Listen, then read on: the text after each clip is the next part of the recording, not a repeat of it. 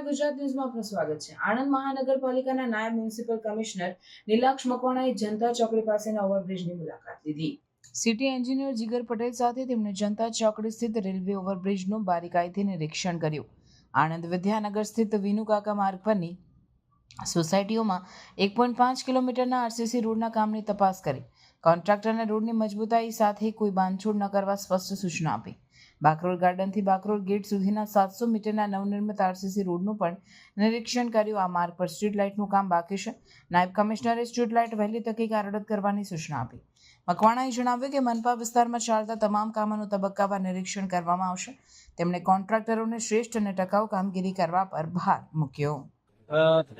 હું નીલાક્ષ મકવાણા, આજે નાયબ મ્યુનિસિપલ કમિશનર, આજે સિટી ઇજનેર શ્રી જીગરભાઈ પટેલ ની ઉપસ્થિતિમાં તથા અન્ય ઇજનેરી વિભાગના સ્ટાફ સાથે આજ રોજ બ્રિજ તથા જે રોડ રસ્તાનું કામો ચાલી રહ્યા છે તેનું નિરીક્ષણ કરવામાં આજે આવી રહ્યા છે.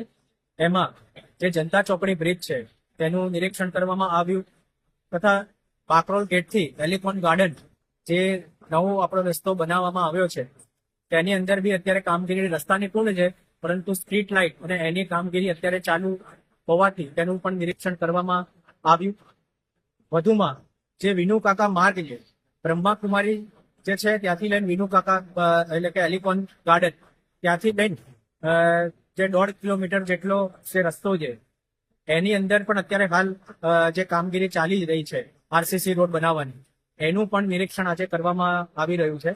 આગામી સમયમાં પણ મહાનગરપાલિકા દ્વારા જે પણ રસ્તા, બ્રિજ તથા ડ્રેનેજ વર્ક તથા જે સ્ટોર્મ વોટરના પણ લાઈનો જે નખાતી હશે તે તમામ જે કામગીરી જે મહાનગરપાલિકા દ્વારા ચાલી રહી છે તેનું પણ નિરીક્ષણ કરવામાં આવશે અને અલગ અલગ ટીમ બનાવીને પણ જુદા જુદા ઝોનની અંદર જઈને પણ એની અંદર નિરીક્ષણની પ્રક્રિયા હાથ ધરવામાં આવશે.